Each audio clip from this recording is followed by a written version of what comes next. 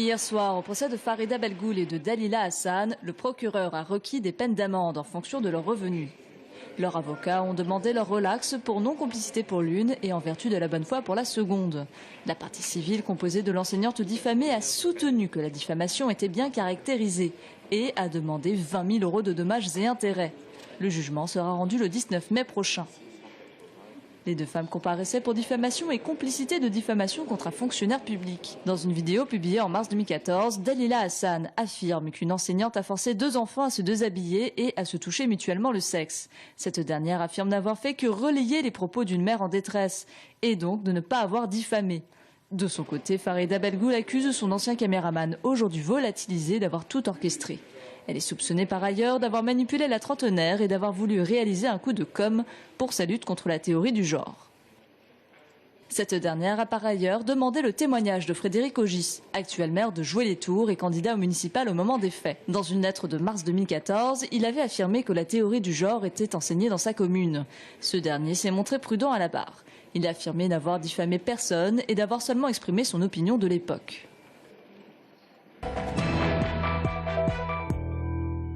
Forte hausse du chômage en février dans nos 2 départements, plus 2,3% en Indre-et-Loire et plus 3,2% en Loire-et-Cher. C'est nettement plus que la moyenne nationale. Une dégradation du marché de l'emploi qui concerne toutes les catégories de chômeurs, principalement les plus de 25 ans. Sur un an, le chômage a progressé de 5% en Touraine. C'est sur la base aérienne 705 à Tours-Nord qu'a eu lieu le 24 mars la journée nationale des réservistes. Un moyen pour l'armée de sensibiliser la jeunesse dans un environnement marqué par les attentats. Depuis de nombreuses années, la présidente de la République et le ministère de la Défense souhaitent promouvoir la réserve, en ce moment tout particulièrement. C'est vrai que les vocations commencent à être sensiblement augmentées, on le sent. 750 collégiens et lycéens sont donc partis à la découverte de la réserve militaire. L'armée de terre, la marine, la gendarmerie et l'armée de l'air étaient présentes pour expliquer leur mission. Bien, moi je suis réserviste, donc je suis militaire dans les périodes où je suis là. Je suis aussi civil. Je ressens un besoin de faire le lien entre les deux. Plusieurs ateliers ont été mis à disposition des élèves. Ces derniers ont pu visiter le cockpit d'un Alpha Jet ou encore tester le matériel de la gendarmerie. Il s'agit d'expliquer aux jeunes et de la façon dans laquelle ils doivent se rendre compte quand ils conduisent avec 1 gramme d'alcool dans le sang.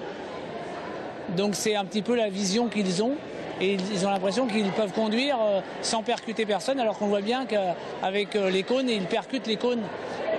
Les activités ont permis aux élèves d'en savoir plus sur les méthodes de défense et ont même suscité quelques vocations. Ça m'a permis de découvrir des choses et d'en savoir plus sur les attentats et tout ça. Si je pouvais, ouais, je serais réserviste, ouais. Parce que ça me plaît d'être là pour la France et d'aider tout le monde, ça me plairait, ouais. Pour déposer un dossier de candidature, il suffit de s'adresser au CIRFA, le Centre d'information et de recrutement des forces armées, le plus proche de chez vous. Alors pour mon initiation de Segway, déjà j'ai la classe internationale avec le casque. Je suis avec Nicolas.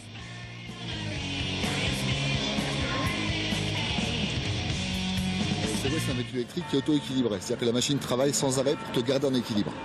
Donc quand tu montes sur ce petit engin, tu mets simplement tes pieds au centre des tapis. Vas-y, monte comme si tu montais sur une marche. Voilà. Tu lâches le guidon, tu te tiens droit comme si tu étais debout sur le sol et tu regardes devant toi. Juste, je tourne. Bon là, le terrain est plat, c'est Anatole France. On est bien, on verra quand même là sur les bords de Loire. On verra les pièges. C'est du 100% débutant. Hein. Je me mets en arrière sur les talons pour ralentir. Hey, hey. Là, on fait le planté de bâton, monsieur Duss. Rotation, mais ça, c'est seulement pour le style. Le risque, c'est la confiance. Exactement. C'est le trop plein d'assurance, l'excès de confiance, exactement. Mais on n'en est pas là encore.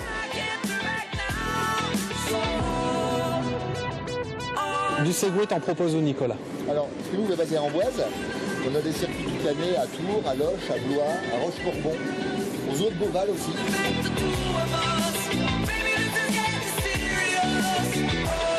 Et ben voilà mon tour de Segway dans Tours, c'est terminé. Alors la prise en main de la machine est assez simple, pas tout à fait facile, mais assez simple.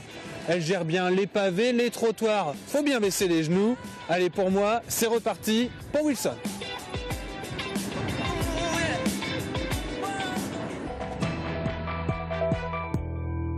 Parmi les personnes venues célébrer le 10e anniversaire de TV Tours Val-de-Loire, un des protagonistes de son lancement.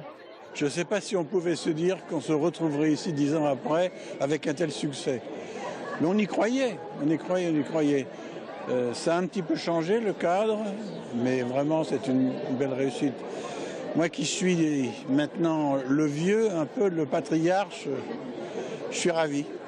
Le pari de lancer une nouvelle télévision en 2006 n'était pas simple. Le secteur est très concurrentiel avec des investissements lourds, difficiles à rentabiliser. Chaque année, entre 3 et 4 chaînes locales ferment en France, malgré un grand intérêt pour les territoires. Aujourd'hui, les chaînes locales, c'est 1 300 000 téléspectateurs par jour, ce qui est nous présent. On n'est pas TF1, mais ça veut dire qu'on existe sur le paysage audiovisuel français. Et d'autant plus qu'on s'aperçoit que les télévisions locales ont toujours été des succès d'audience. Elles ont du mal à trouver leur modèle économique, mais elles ont toujours été des succès d'audience. La chaîne Tourangeal captive un public global de 166 000 téléspectateurs, particulièrement dans l'agglomération de Tours, où près de 4 habitants sur 10 la regardent. Son succès, être un acteur de la vie locale. Ça permet aussi de connaître assez facilement les gens qui ont des responsabilités, qui ont des actions diverses et variées, et notamment associatives. Ça nous permet d'avoir une vision d'ensemble et ça contribue à la meilleure connaissance des uns et des autres et donc au meilleur dynamisme parce que évidemment ça permet après des rencontres qui vont dynamiser les actions de l'université pour ce qui me concerne mais plus globalement du territoire de Tours. La chaîne entend continuer son développement. Un nouveau site internet doit voir le jour et passer en haute définition en 2017.